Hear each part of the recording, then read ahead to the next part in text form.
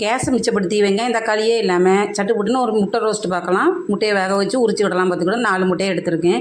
இப்போ பார்த்திங்கன்னா ஒரு சீனி சட்டி எடுத்துகிட்டு கொத்தமல்லி பொடி, மிளகு பொடி, வத்தல் பொடி, கொஞ்சம் கல் உப்பு, மஞ்சள் பொடி எல்லாத்தையும் போட்டுடணும். கொஞ்சம் கரம் மசாலா வேணாலும் போட்டுக்கோங்க. 4 பச்சை மிளகாவோ 2 பச்சை மிளகா பிச்சு போட்டுட்டு 1 ஸ்பூன் தேங்காய் விட்டு நல்லா கலக்கி விட்டுட்டு இப்போ என்ன பண்ணேன்னா ஒரு 1/2 கிளாஸ் தண்ணியை விட்டு இந்த கலவையை நல்லா கலக்கி விட்டுன்னு பார்த்துக்கிடுங்க. இதை அவ்வளோ கீழே வச்சு செய்யணும். இப்போ என்ன பண்ணேன், இந்த கலவையை தூக்கி அடுப்பில் வச்சுட்டு கிண்டி கொடுக்கும். கேஸ் மிச்சமாகுமா?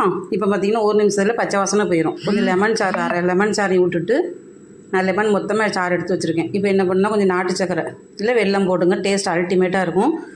ஃபைனலாக கொஞ்சம் தலையில் தேங்காய் ஊற்றிட்டு தேங்காய் கடைசி ஊற்றும்போது நல்லா மணமாக இருக்குது. இப்போ பச்சை வாசனை போயிடும் பார்த்திங்களா. இப்போ இதை இறக்கி வச்சுட்டு நம்ம வெட்டி வச்ச அந்த வேக வச்ச முட்டையை வெட்டி அதில் போட்டுட்டு இந்த அரப்பெல்லாம் அள்ளி அதில் ஊற்றுங்க.